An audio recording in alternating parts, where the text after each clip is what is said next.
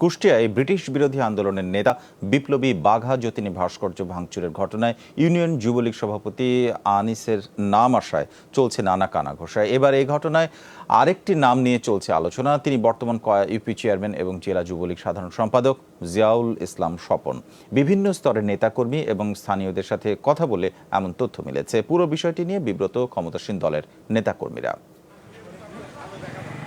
কুষ্টিয়া শহরে বঙ্গবন্ধুর ভাস্কর্য ভাঙচুরের 2 সপ্তাহের মাথায় হাতুড়ির আঘাত পড়ে বিপ্লবী বাঘা যতীনের ভাস্কর্যে। উগ্র সাম্প্রদায়িক কোনো গোষ্ঠী নয়, মামলায় গ্রেফতার সবাই স্থানীয় যুবলীগ নেতাকর্মী। দলের নেতাকর্মীদের নাম আসায় বিব্রত স্থানীয় আওয়ামী লীগ ও সহযোগী সংগঠনগুলো। নেতাকর্মীরা বলছেন, নানা অপকর্মে জড়িত যুবলীগ নেতা আনিসকে দলে ভেড়ান স্থানীয় ইউপি চেয়ারম্যান ও জেলা যুবলীগের সাধারণ সম্পাদক জিয়াউল ইসলাম স্বপন।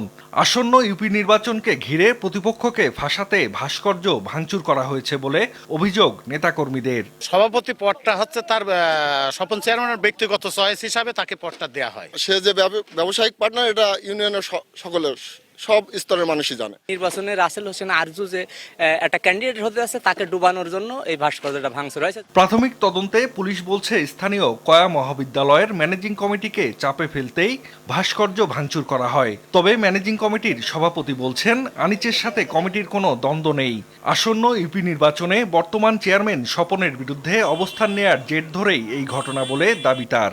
সত্যকে যতই আড়াল করার চেষ্টা করুক না কেন, এর দায় বর্তমান আমাদের ইউনিয়নের চেয়ারম্যান সাহেবের দায় এড়াতে পারে না। গ্রেফতার যুবলীগ নেতার পরিবার জানায়, স্বপনের বিভিন্ন ব্যবসা দেখাশোনা করে আনিচ। যদিও আনিচের সাথে ব্যক্তিগত কোনো সম্পর্ক নেই বলে দাবি ইউপি চেয়ারম্যানের। আনিসের বালুর ব্যবসা, পার্টনার লিটু সাহেব, স্বপন চেয়ারম্যান। আমাদের সাথে দল করে, এটা আশ্রয় প্রচার না, এটা এমনি ছবি চলে আসে বা সঙ্গে যে কোনো কাজে চলে আসে, মিটিং মিছিল করছে, এটা তো এই না।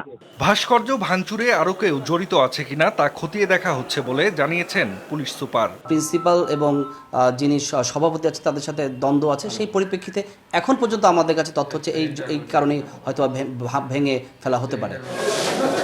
ভাস্কর্য ভাঙচুরের মামলায় গ্রেফতার যুবলীগ নেতা আনিচুর রহমান সহ 3 জন 3 দিনের রিমান্ডে রয়েছে। জাহিদ হাসান, যমুনা নিউজ।